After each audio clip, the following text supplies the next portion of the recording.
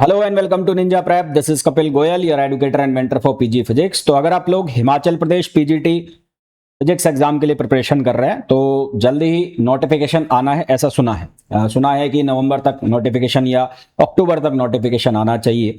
तो अगर आप लोग एचपी पीएससी पीजीटी एग्जाम की प्रिपरेशन कर रहे हैं तो पीवाईक्यू सीरीज में करा रहा हूं, जिसका ऑलरेडी लेक्चर्स आ चुके हैं।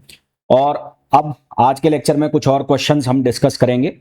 ये जो पीवाईक्यूज हैं इसमें एचपी सेट के, इसके अलावा एमएससी एंट्रेंस जो एचपीयू यूनिवर्सिटी का होता है उसके क्वेश्चंस, और इसके अलावा पहले जो पीजीटी लेक्चरर के एग्जाम हुए वो सारे क्वेश्चंस मैं ले रहा हूं। तो जितने भी पॉसिबल क्वेश्चंस हैं वो सारे हम कवर करेंगे। जो भी इन लेक्चर्स को देख रहा है सभी से रिक्वेस्ट रहेगी, प्लीज वीडियो को लाइक जरूर करें और चैनल को सब्सक्राइब जरूर करें। आज का वीडियो पहला जो क्वेश्चन है उस फर्स्ट क्वेश्चन के अंदर आपको बोला गया है, एक आपको ऑपरेशनल एम्पलीफायर गिवन है, ठीक है। आइडियल ऑपरेशनल एम्पलीफायर है और इसका जो रेजिस्टेंस आपको दिए गए हैं वो ऐसे रेजिस्टेंस यहां पर दिए गए हैं। ये रेजिस्टेंस की वैल्यू आपको दी गई है, आपको इसका सॉल्यूशन निकालना है।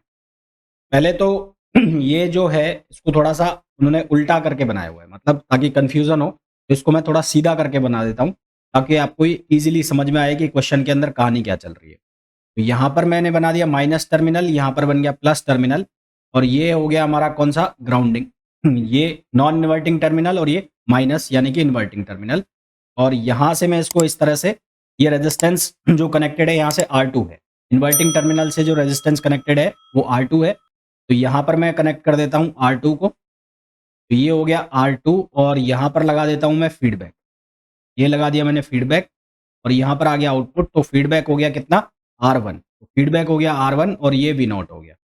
इनपुट जो सप्लाई जा रही है वो कहां पर जा रही है, इनपुट सप्लाई जा रही है वो नॉन इन्वर्टिंग टर्मिनल पर जा रही है। तो इनपुट सप्लाई जो है वो नॉन इन्वर्टिंग टर्मिनल पर है वी इन, और वी इन की जो वैल्यू है वो कितनी है, 0.5 sine omega T, sine omega T, और जो इन्वर्टिंग टर्मिनल है उसको ग्राउंडेड कर रखा है। तो एक्चुअल में ये कहानी बन रही है जो थोड़ा सा आपकी अभी आपको समझ में आने लग गई होगी। तो कुल मिलाकर ये जो ऑपरेशनल एम्पलीफायर है ये कौन सा है, ये नॉन इन्वर्टिंग एम्पलीफायर है, ठीक है। तो ये कौन सा एम्पलीफायर बन गया, ये बन गया नॉन इन्वर्टिंग एम्पलीफायर, ये बन गया नॉन इन्वर्टिंग ऑपरेशनल एम्पलीफायर। इसका जो आउटपुट गेन का जो फॉर्मूला होता है, V output upon input equals to होता है 1 प्लस R F upon R I, R F upon R I. यहाँ पर आर एफ जो है उसका काम कौन कर रहा है, उसका काम कौन कर रहा है, उसका काम कर रहा है R1। तो आर एफ जो है वो हो गया R1, और R1 की वैल्यू हमें गिवन है कितनी है, 3।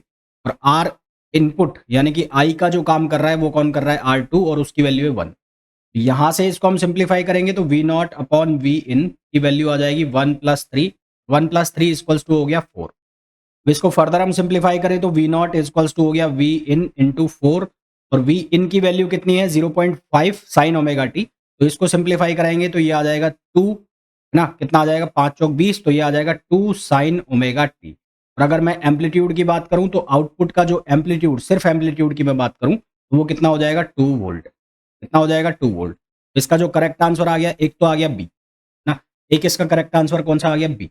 अब यहाँ पर ए ऑप्शन तो सीधा सीधा गलत है, क्योंकि जो पोटेंशियल है टी है, टी का मतलब है ये पॉइंट, तो इस पॉइंट के ऊपर पोटेंशियल वही होगी जो यहाँ पर है।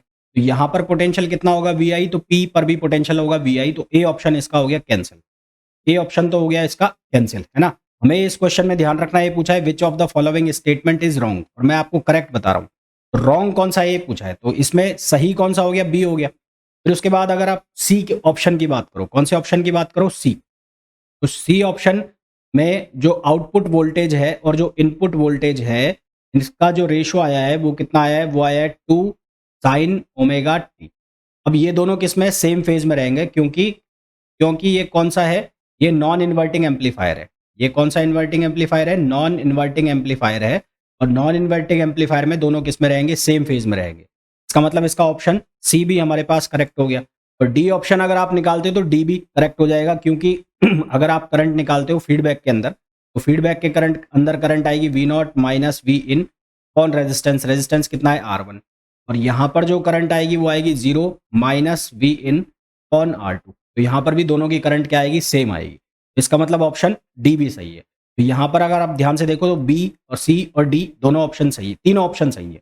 अब हमें इसमें पूछा है कि गलत कौन सा है, तो गलत कौन सा हो गया? ए ऑप्शन गलत हो गया। क्यों हो गया? क्योंकि मैंने आपको बताया कि जो पी पॉइंट है, यानी कि ये वाला जो पॉइंट है, ये वाला पॉइंट, यहाँ पर पोटेंशियल वही होगा जो यहाँ पर है, और यहाँ पर पोटेंशियल कितना है? वी आई, तो यहाँ पर भी पोटेंशियल कितना होगा? वी आई होगा। ठीक है, तो मेरे हिसाब से बहुत अच्छे से ये क्वेश्चन आप लोगों को समझ में आ गया होगा। अब बात करते हैं आगे नेक्स्ट क्वेश्चन पे। नेक्स्ट क्वेश्चन जो है उसमें हमें पूछा गया है to operate an NPN transistor in active region. Active region में ट्रांजिस्टर चाहिए हमें। ट्रांजिस्टर के लिए अगर हम इसकी जो वीसीई है, एक तो होता है आईसीसी और एक होता है वीसीई, इन दोनों के बीच में ग्राफ बनता है। आउटपुट कैरेक्टरिस्टिक कर्व अगर मैं जो कॉमन एमिटर कॉन्फ़िगरेशन के लिए बनाऊं तो वो कुछ इस तरह का बनेगा। वो आउटपुट कॉन्फ़िगरेशन में बना रहा हूं, आउटपुट कैरेक्टरिस्टिक कर्व बना रहा हूं, तो ये जो कर्व है कुछ इस तरह का बनेगा। ये कर्व बन गया है ऐसे, ठीक है। और यहाँ मैंने लोड लाइन बना दी, ये हो गई load line, DC load line. ठीक। अब ये जो है ये वाला रीजन, ये वाला रीजन, इस रीजन को हम कहते हैं सैचुरेशन रीजन, और ये वाला जो रीजन है इसको हम कहते हैं कट ऑफ रीजन। तो ये जो रीजन है इसको हम कहते हैं सैचुरेशन रीजन। ये जो रीजन है इसको हम कहते हैं सैचुरेशन रीजन, और ये जो रीजन है इसको हम कहते हैं cut off region. Cut off region, इस सैचुरेशन रीजन और कट ऑफ रीजन दोनों के अंदर जो ट्रांजिस्टर है वो किसकी तरह काम करता है? स्विच की तरह काम करता है। किसकी तरह काम करता है? स्विच की तरह। जब मैं सैचुरेशन रीजन की बात करता हूं तो इस सैचुरेशन रीजन के अंदर दोनों ही, यानी कि एमिटर बेस और कलेक्टर बेस, दोनों ही क्या होते हैं? फॉरवर्ड बायसिंग में होते हैं। इस केस में emitter base and collector base दोनों किस में होते हैं? फॉरवर्ड बायसिंग में होते हैं। जब मैं कट ऑफ रीजन की बात करता हूं तो यहां पर क्या होगा? एमिटर बेस और कलेक्टर बेस दोनों किस में होंगे? दोनों रिवर्स बायसिंग में होंगे। दोनों किस में होंगे? रिवर्स बायसिंग में होंगे। जबकि ये जो बीच वाला रीजन आपको दिख रहा है, ये वाला जो रीजन आपको दिख रहा है, इसको हम कहते हैं एक्टिव जोन, एक्टिव रीजन। इस जोन को हम क्या कहते हैं? Active region. इस एक्टिव रीजन के अंदर क्या होता है? जो एमिटर बेस जंक्शन है वो किस में होता है? फॉरवर्ड बायसिंग में, और जो कलेक्टर बेस जंक्शन है वो किस में होता है? रिवर्स बायसिंग में। हमारे पास जो इसका करेक्ट आंसर आ जाएगा वो आ जाएगा ए। तो A will be the right answer. Next question पे आइए। नेक्स्ट क्वेश्चन में हमें बोला गया है battery with constant EMF. Battery का कांस्टेंट ईएमएफ है, रेजिस्टेंस है उसका R I, provides power to an external circuit with load resistance made up of combining resistance R L and two R L. Load resistance जो है, load resistance वो combination है। Load resistance वो parallel combination है किसका? R L and two R L का। तो यहां से क्या बनेगा? ये बन जाएगा R L into two R L upon ये हो जाएगा 3RL। इसको हम सॉल्व करेंगे तो ये आ गया 2RL अपॉन 3, 2RL अपॉन 3। उसके बाद हमें बोला है for what value of RL will the power deliver to the load be maximum. तो ये मैक्सिमम पावर ट्रांसमिशन थ्योरम होगी। For maximum power transmission, maximum power transmission, transmission R I की जो वैल्यू है हमने किसके बराबर कर दी? R equivalent. तो आर इक्विवेलेंट जो है उसकी वैल्यू कितनी हो गई? R I. इसकी वैल्यू कितनी हो गई? 2RL upon 3। तो यहाँ से सिंप्लीफाई कराओगे तो इसको ये RL की वैल्यू किसके फॉर्म में आ जाएगी? वो आ जाएगी 3RI अपॉन 2। तो हमारे पास जो करेक्ट आंसर आ जाएगा वो क्या आ जाएगा? डी। फिर हमें ये क्वेश्चन दिया गया है, तो ये क्वेश्चन कौन सा है? नॉन इन्वर्टिंग समिंग एम्पलीफायर का क्वेश्चन है ना, नॉन इन्वर्टिंग। ये क्वेश्चन है non inverting, non inverting summing amplifier. तो नॉन इन्वर्टिंग समिंग एम्पलीफायर के लिए हमारे पास जो फॉर्मूला होता है वी आउटपुट अपॉन इनपुट, ये लिखा जाता है 1 प्लस आर एफ अपॉन आर आई, और ये बन जाएगा V1 upon R1 plus V2 upon R2 plus V3 upon R3, और ये होगा 1 upon R1 plus 1 upon R2 plus 1 upon R3। ये फॉर्मूला आपको यूज़ करना है। आर एफ जो है उसकी वैल्यू कितनी है? 2 है, और आर आई की वैल्यू कितनी है? ये है 1। तो यहाँ इस फॉर्मूला में हम वैल्यू रखेंगे तो ये बन जाएगा 1 प्लस 2 अपॉन 1, ये वैल्यू रख दी। उसके बाद V1 की वैल्यू कितनी है? 1, R1 की वैल्यू 1, R2 की वैल्यू 1 और R3 की वैल्यू 1। 1 प्लस 2 प्लस 1 ना, 1 plus 2 plus 3 sorry, 1 plus 2 plus 3, और ये नीचे हो जाएगा 3। फिर 3 से 3 कैंसिल हो जाएगा, आंसर हमारे पास हो जाएगा 6 वोल्ट। करेक्ट आंसर आ जाएगा हमारे पास 6 वोल्ट। नेक्स्ट क्वेश्चन पे आइए। Number of depletion layer in A transistor is. Transistor के अंदर डिप्लेशन लेयर कितनी होती है, तो ये हमारे पास पीएनपी अगर मैं बना देता हूँ, पीएनपी ट्रांजिस्टर या एनपीएन भी बना सकते हो, तो पीएनपी। तो एक जंक्शन इन दोनों के बीच में बन रहा है और एक जंक्शन इन दोनों के बीच में बन रहा है, तो 2 डिप्लेशन लेयर हो जाएंगी, तो हमारे पास आंसर आ जाएगा 2। नेक्स्ट क्वेश्चन पे आइए।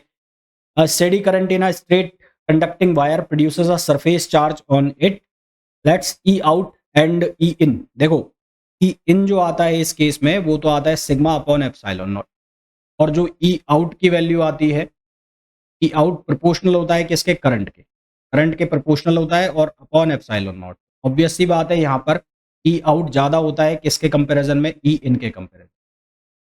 तो ई आउट ज़्यादा है ई इन के कंपैरिजन में, तो हमारे पास जो आंसर आ जाएगा वो आ जाएगा option A, E out is always greater than E in. Small charge spherical shell की बात चल रही है ना, यहाँ ध्यान से पढ़ना, स्पेरिकल शेल है, रेडियस इसकी है 0.01, पोटेंशियल इसका दे रखा है 30 वोल्ट। पोटेंशियल सबसे पहले तो के क्यू अपॉन आर, और पोटेंशियल की वैल्यू है कितनी, 30 वोल्ट। यहाँ से हम क्यू की वैल्यू निकालेंगे, तो क्यू इक्वल्स टू हो जाएगा 30 अपॉन के और इंटू आर। तो 30 एज इट इज सब्सटीट्यूट कर दिया मैंने। आर की जो वैल्यू है वो कितनी है, 0.01, तो इसको लिख दिया 0.01। के की वैल्यू को लिख दिया मैंने 9 इंटू 10 पावर 9, 9 इंटू 10 पावर 9। तो हम सिंप्लीफाई करेंगे तो यहाँ से ये 2 जीरो और आ जाएगी, तो ये 100, 10 पावर 11 हो गया, एक जीरो से एक जीरो कैंसिल कर दो तो 10 पावर 10 हो गया। ये हो गया 1/3 इंटू 10 पावर -10।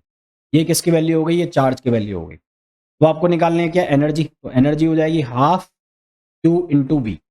तो हाफ क्यू, क्यू की वैल्यू कितनी है, क्यू की वैल्यू आ गई 1/3 10 पावर -10, और वी की जो वैल्यू है वो कितनी है, 30।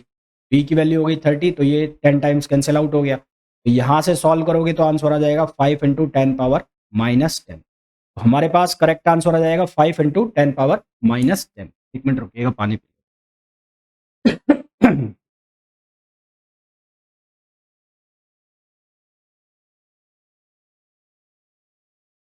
नेक्स्ट क्वेश्चन पे आइए। The power radiated by sun in 3.8 into 10 power 26 watt, its radius, magnitude Poynting vector. देखो, मैग्नीट्यूड ऑफ पॉइंटिंग वेक्टर निकालना है, तो और उसमें भी आपको ये सिंपल सा क्वेश्चन है, इसमें यूनिट भी आपको दे दी है, इसमें आपको यूनिट भी दे दी है, ये इंटेंसिटी के बराबर हो जाएगा। ये किसके इक्वल हो जाएगा, इंटेंसिटी, और इसकी वैल्यू हो जाएगी पावर पर यूनिट एरिया, की वैल्यू इक्वल हो जाएगी पावर पर यूनिट एरिया। पावर की जो वैल्यू है वो हमें कितने वॉट में दी हुई है, कितनी दी हुई है, 3.8 इंटू 10 पावर 26। एरिया लोगे तो एरिया कौन सा लोगे, स्पेयर का, वो कितना लोगे, 4πr²। आर की वैल्यू आपको किलोमीटर में दी हुई है, और यहाँ पर आपको आंसर चाहिए किसमें, सेंटीमीटर में अंदर आंसर चाहिए। यहाँ पर आप रखोगे 3.8 इंटू 10 पावर 26 अपॉन 4π, इसको सेंटीमीटर में कन्वर्ट करना है, तो 10 पावर 8 तो 10 पावर 10 हो जाएगा, तो ये हो जाएगा 7 इंटू 10 पावर 10 और उसका स्क्वायर करना है। तो जब हम सिंप्लीफाई करेंगे तो हमारे पास आंसर आएगा 6174, जो कि ऑप्शन हो जाएगा ए। इसका करेक्ट करेक्ट आंसर आ जाएगा 6174। The electric dipole, potential energy जो डाइपोल डाइपोल इंटरेक्शन की वजह से हम निकालते हैं, तो इसमें पहला केस ये है कि पहले जो डाइपोल दोनों हैं वो 000 और 100 पर प्लेस्ड है, और डायरेक्शन उनकी जेड डायरेक्शन है। पहला केस कुछ ऐसे है, ये एक्स डायरेक्शन हो गई, ये वाई डायरेक्शन हो गई, और ये जेड डायरेक्शन है, ये फर्स्ट केस है। और ये डाइपोल यहाँ पर रखा है P1, इसकी लोकेशन है 0,0,0, और ये जो डाइपोल है यहाँ पर रखा है, इसकी लोकेशन है P2, इसकी जो इसकी वैल्यू है P2 और इसकी लोकेशन है 1,0,0।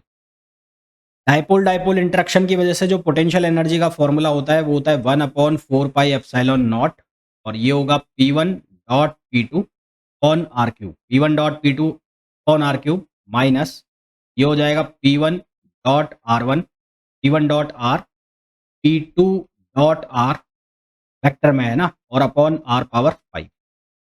यहाँ पर ध्यान से देखो तो दोनों जो डाइपोल है उनकी डायरेक्शन जेड डायरेक्शन में, और दोनों डाइपोल जो जो जो वेक्टर है रेडियस वेक्टर उसके परपेंडिकुलर है, पोजीशन वेक्टर है उसके परपेंडिकुलर है। यानी कि P1.P2, ये यहाँ पर इन दोनों का डॉट प्रोडक्ट जो आएगा वो आएगा P1 P2, क्यों? क्योंकि P1 पैरेलल है किसके? P1 पैरेलल है किसके? P2 के। P1 is parallel to P2 और क्योंकि P1 परपेंडिकुलर R है, सिमिलरली P2 परपेंडिकुलर R है, तो इनकी वैल्यू कितनी होगी? 0 होगी। और प्रोडक्ट कर रहे हैं।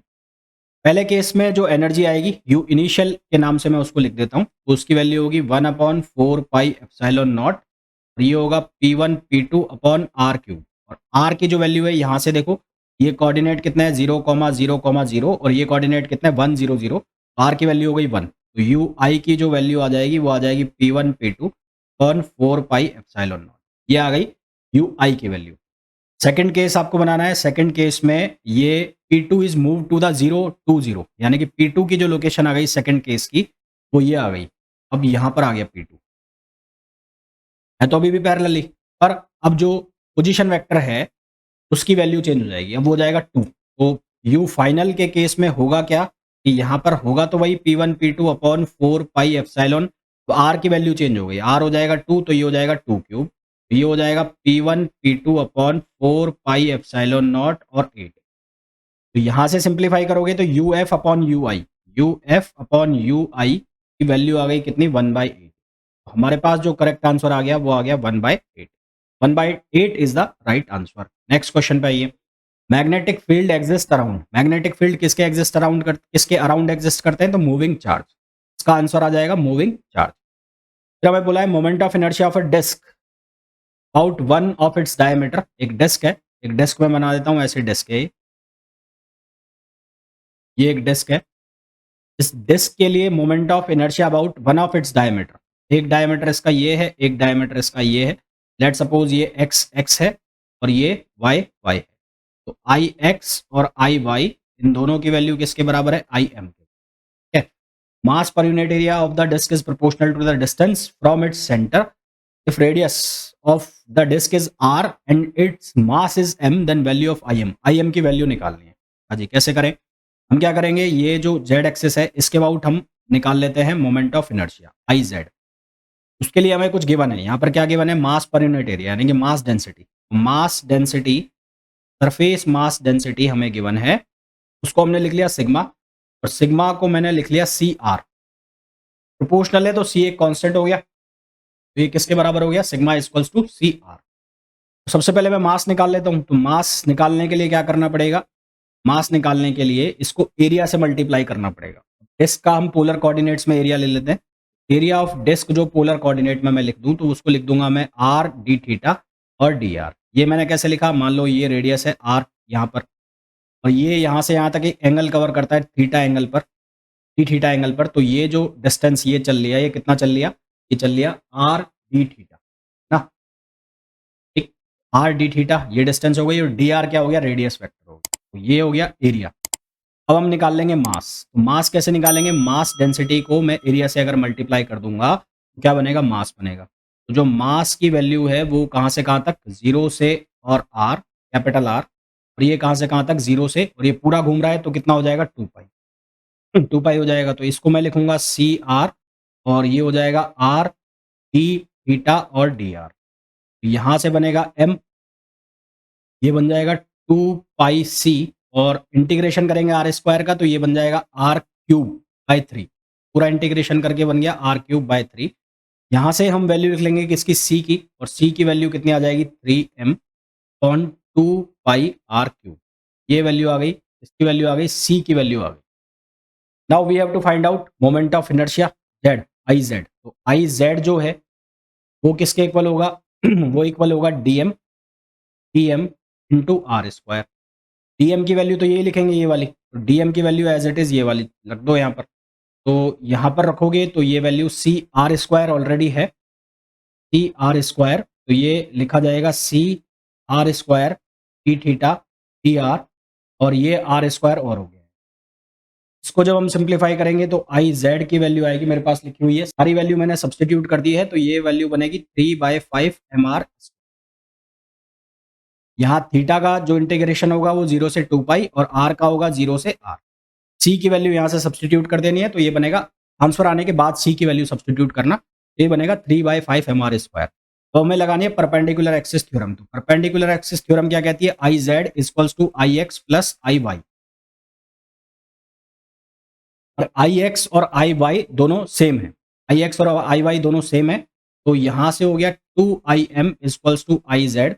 तो आई एम की वैल्यू हो जाएगी कितनी? I Z upon 2। I Z की वैल्यू कितनी है? 3mr² upon 5। तो ये वैल्यू बन जाएगी कितनी? 3/10mr²। ये वैल्यू कितनी बन जाएगी? 3/10mr²। यानी कि करेक्ट ऑप्शन जो आ जाएगा इसका, वो आ जाएगा सी। नेक्स्ट क्वेश्चन पे आइए। Light travelling between 2 points take a path for which time of flight is extremum. Extremum का मतलब है कि जो एक्सट्रीमम शब्द जो है वो मिनिमम टू मैक्सिमम, या तो minimum, either it is minimum और आइदर इट इज मैक्सिमम। तो ऑप्शन सी इसका करेक्ट आंसर हो जाएगा। यहां पर बोला है solid sphere of mass m and radius a is rolling with a linear speed. Rolling with a linear speed, तो ये सॉलिड स्पेयर है और rolling with a linear speed on a flat surface without slipping. Without slipping का case हो गया, यानी कि यहां पर रोलिंग मोशन की कंडीशन आपको लगानी है। Magnitude of angular momentum, angular momentum निकालना है, यानी कि एल निकालना है। एंगुलर मोमेंटम कैसे निकलेगा? एक तो निकलेगा M V R. M V और आर इस पॉइंट के अबाउट निकाल रहे हो, इस पॉइंट के अबाउट निकाल रहे हो, परपेंडिकुलर डिस्टेंस हो गई ना ये। तो एम वी आर। और दूसरा जो निकलेगा वो क्या निकलेगा सॉलिड के लिए? तो ये हो गया आई ओमेगा ना। दूसरा क्या हो गया? आई ओमेगा। अब ये क्या है? ये है सॉलिड स्पेयर है। सॉलिड स्पेयर के लिए मोमेंट ऑफ इनर्शिया की जो वैल्यू होती है वो होती है 2/5mr²। ये स्मॉल आर ही ले लेते हैं। ये हो जाएगा 2/5mr²। और ओमेगा को मैं लिख देता हूँ v अपॉन आर। ओमेगा को क्या लिख दूँ? v upon R. इसको जब हम सॉल्व करेंगे तो ये बनेगा एम वी आर, और यहाँ से एक आर से एक आर कैंसिल, तो ये हो जाएगा 2/5 और ये एम वी आर। तो जब हम सिंप्लीफाई करेंगे तो ये बनेगा 7/5 mv। करेक्ट ऑप्शन हमारे पास आएगा इसका 7/5 mvr। और यहाँ पर जो रेडियस है वो उसको a लिया हुआ है, तो इसको मैं भी a ले लेता हूँ, तो आंसर आ जाएगा 7/5 mv। ये हमारे पास आंसर आ जाएगा। ठीक, नेक्स्ट क्वेश्चन पे आइए। सैटेलाइट मूव्स अराउंड अ प्लेनेट। देखो ये तो बहुत सिंपल सा क्वेश्चन है। तो यहाँ पर फॉर्मूला लगाना है आपको कौन सा? t² proportional to a cube. तो T2 upon T1 equals to T2 upon A1 और उसका क्यूब बाय 2। ये फॉर्मूला लग जाएगा। अब जो रेडियस है वो 4 टाइम्स हो गई, तो यहाँ से T2 upon T equals to ये हो गया 4 और ये 3/2। 4 को आप लिख सकते हो क्या? 2 पावर 2, तो 2 से 2 कैंसिल हो जाएगा, तो ये बच जाएगा 2 पावर 3। तो आंसर आ जाएगा 80। आंसर आ जाएगा 80, यानी कि करेक्ट आंसर हो जाएगा हमारे पास। ये बहुत ही चंपू सा क्वेश्चन था, बहुत सिंपल सा क्वेश्चन। नेक्स्ट क्वेश्चन पे आओ। Block of mass 2 kg is at rest. Block of mass 2 kg, तो ये 2 kg का मास हो गया। ठीक है साहब। Horizontal table the coefficient of friction between the, अच्छा कोफिशिएंट ऑफ फ्रिक्शन लग गया, तो यहाँ पर फ्रिक्शन फोर्स आ गया होगा। और फ्रिक्शन फोर्स किसके बराबर? म्यू एम जी, क्योंकि इसका जो वेट है वो नीचे की तरफ जा रहा होगा एम जी। ये हॉरिजॉन्टल टेबल है, ये हॉरिजॉन्टल टेबल है जिसके ऊपर ये रखा हुआ है। Horizontal force 3 newton is applied to the block. यहाँ पर 3 न्यूटन का फोर्स अप्लाई हो गया। तो न्यूटन सेकेंड लॉ, तो from from Newton second law, Newton second law, Newton second law के अकॉर्डिंग यहाँ पर क्या फॉर्मूला लगेगा? F minus F R equals to M A. F कितना है? 3, और एफ आर कितना हो गया? वो हो गया म्यू एम जी। कितना हो गया? Mu M G. और ये वैल्यू कितनी है? M A. यहाँ से हम किसकी वैल्यू निकालेंगे? एक्सेलरेशन की वैल्यू निकालेंगे। तो सबसे पहले सारी वैल्यू सब्सटीट्यूट कर दो। 3, म्यू की वैल्यू कितनी है? 0.1, तो इसको रख दिया मैंने 0.1। एम की वैल्यू कितनी हो गई? 2, तो ये 2, और जी की वैल्यू को ले लिया मैंने 10, और ये 2 और ए। यहाँ से इसको सिंप्लीफाई करेंगे तो ये आएगा 3 माइनस 2 1 इक्वल्स टू 2a। ए की वैल्यू हो जाएगी 1/2। ए की वैल्यू कितनी हो जाएगी? 1/2। Speed of the block, speed of block बतानी है हमें after it has moved 10 metre. Distance कितनी चल रही है? 10 मीटर चल रही है। तो यहाँ स्पीड ऑफ ब्लॉक बताना है हमें। स्पीड ऑफ ब्लॉक हमारे पास हो जाएगा v equals to v square equals to 2as। हम फॉर्मूला लगाएंगे कौन सा वाला? ये वाला, v square equals to u square plus 2as। u 0 हो गया तो ये हो गया 2, a की वैल्यू हो गई 1/2, और s की जो वैल्यू है वो हमें गिवन है, कितनी है? 10 मीटर। ठीक है, तो यहाँ से सॉल्व करेंगे तो हमारे पास आएगा 10, वी स्क्वायर इक्वल्स टू 10 आ गया, तो वी की वैल्यू आ जाएगी √10। इसको सॉल्व करके हम लिख लेंगे 3.225 विच इज ऑप्शन बी। इसका करेक्ट आंसर जो हो जाएगा हमारे पास वो हो जाएगा बी। नेक्स्ट पे आइए, which of the following statement is correct for NaCl crystal system. NaCl के लिए कौन सा सही स्टेटमेंट है वो बताना है। तो it is a face centre cubic lattice with 2 atom base is simple cubic lattice, ये तो गलत है, सिंपल वाले तो गलत है दोनों। फेस सेंटर का आ जाएगा तो फेस सेंटर, डी ऑप्शन इसका करेक्ट आंसर हो जाएगा। सस्पेक्टेबिलिटी का जो हमारे पास फॉर्मूला होता है डाई मैग्नेटिक मटेरियल के लिए, तो for diamagnetic material susceptibility होती है -μ0 ZE² N R0 स्क्वायर और अपॉन ये हो गया 6m। ये किसके लिए? डाई मैग्नेटिक मटेरियल के लिए। यहाँ से साफ साफ दिख रहा है कि ये जो है ये है नेगेटिव, पहली चीज तो हो गई है नेगेटिव, और दूसरा ये क्या है? Independent of temperature. Independent of temperature, तो ये टेम्परेचर से हो गई इंडिपेंडेंट और नेगेटिव, तो इसका जो करेक्ट आंसर आ जाएगा वो आ जाएगा सी। का जो करेक्ट आंसर आएगा वो आएगा C, negative and independent of temperature. Question number 18, ratio of, हमें बताना है ratio of second nearest distance to the nearest neighbour distance in FCC lattice. तो FCC लैटिस के लिए, तो फॉर FCC लैटिस ये आपको याद करने पड़ेंगे भाई। FCC lattice first nearest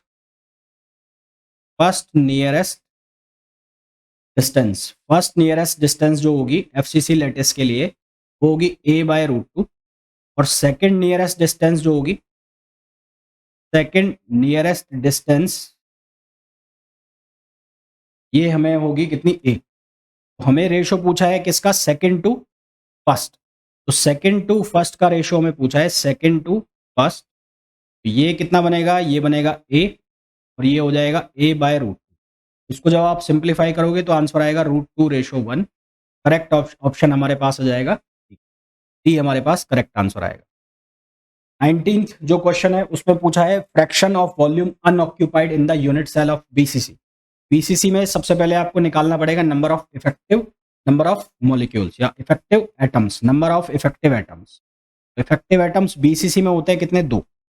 BCC के अंदर कितने होते हैं? 2 होते हैं, है ना। BCC के अंदर होते हैं 2।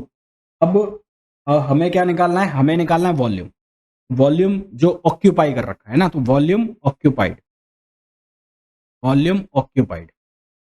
तो ये हम सॉलिड स्पेयर मान के चलते हैं, इनको स्पेरिकल मान के चलते हैं, तो इसका कितना हो जाएगा? n into 4/3 pi R cube, n into 4/3 pi R cube. यहाँ n जो है n इफेक्टिव है। अब BCC के लिए जो r है और जो डिस्टेंस है लैटिस पैरामीटर a, उसके बीच में क्या रिलेशन होता है? r इक्वल्स टू a√3/4, ये रिलेशन होता है। जो r है एटॉमिक रेडियस है और जो लैटिस पैरामीटर है उसके बीच में। यहाँ पर हम ये वैल्यू सब्सटीट्यूट कर देते हैं। n इफेक्टिव की वैल्यू हो गई 2, तो ये हो जाएगा 4/3 पाई, और r की वैल्यू सब्सटीट्यूट कर दो a√3/4, और ये हो गया क्यूब में होगा। इसको जब हम सिंप्लीफाई करेंगे तो हमारे पास वैल्यू आएगी पाई√3 और अपॉन 8, और ये हो गया a क्यूब। ये वॉल्यूम कौन सा है? ऑक्यूपाइड। हमें कौन सा पूछा है? अनऑक्यूपाइड पूछा है ना, अनऑक्यूपाइड। तो अनऑक्यूपाइड वॉल्यूम जो होगा, अनऑक्यूपाइड वॉल्यूम, वो हम कैसे निकालेंगे? उसके लिए टोटल वॉल्यूम में से माइनस करेंगे ऑक्यूपाइड। तो ऑक्यूपाइड वॉल्यूम कितना है? पाई√3/8 और a क्यूब। BCC है, क्यूबिक है, तो v की वैल्यू कितनी होगी? a क्यूब होगी। ये होगा a क्यूब, कॉमन आ गया, दोनों में से बाहर आ जाएगा। यहाँ पर आ जाएगा 8 माइनस पाई√3 और अपॉन 8, ये आ जाएगा। आपको पूछा है फ्रैक्शन, तो फ्रैक्शन कैसे निकालोगे? फ्रैक्शन निकालोगे अनऑक्यूपाइड ऑन a क्यूब। ये वैल्यू कितनी बच जाएगी? ये बच जाएगी 8 माइनस पाई√3 ऑन 8, ये हमारे पास आंसर आ जाएगा। करेक्ट आंसर इसका हो जाएगा ए ना, right answer is a. Next यहाँ पर आपको डायमंड लैटिस बोला है, तो इसका सीधा सा आंसर होता है 0.34। हालांकि इसको हम सॉल्व कर सकते हैं, तो बहुत लंबा हो जाएगा, तो सॉल्व करने की जरूरत नहीं है। याद करके रखना, डायमंड का जो पैकिंग फ्रैक्शन होता है वो 34% या 0.34। Number of second nearest neighbour ions to Na+, number of second nearest neighbour ions, तो in NaCl second nearest neighbour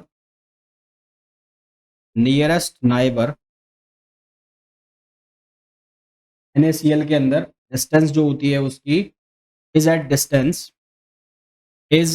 distance वो होता है रूट ए अपॉन रूट टू डिस्टेंस, ए अपॉन रूट टू डिस्टेंस पर। और सेकंड नियरेस्ट नाइबर जो ions होते हैं वो कितने होते हैं 12। Second nearest neighbour